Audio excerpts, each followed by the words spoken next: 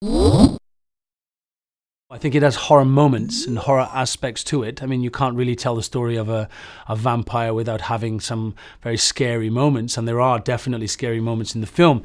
But it is about the human, it's about the man. We know it's an origin story, so we're starting at the beginning. We're watching this transition of this man who's a father, he's a husband, he's a loving husband, and a leader of a people, and a threat. And you see his decisions and why he chooses to climb that mountain and enter that cave and, you know, ingratiate this creature and do what he does. But also then you're dealing with a man watching this torment inside of him, this physical, you know, tug of war, which allows him to use powers, but also makes him want to drink blood, which would change his whole life forever, which, as we know, something very tragic happens. I think you're totally right. I think there's been a lot of vampire stories, but it's also because there's a huge amount of vampire fans.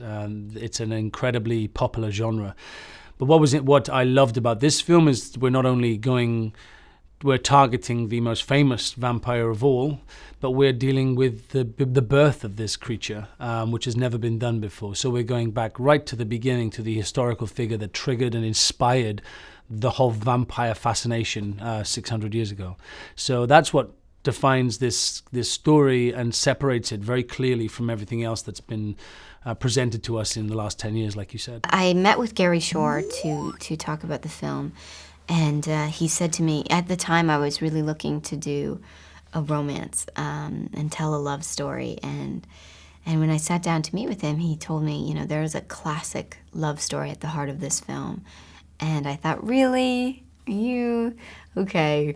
Well, and then, you know, I read the script and I screen tested with Luke Evans for the role, and that was where I really realized that that Vlad and Marina have this very powerful connection in the film, and it's actually pivotal because it's the love that they have for each other and for their son Ingris that they spend protecting, and all the choices that they make in the film are to protect that love for each other. Vampires specifically they're not just a fiction of someone's imagination in a book.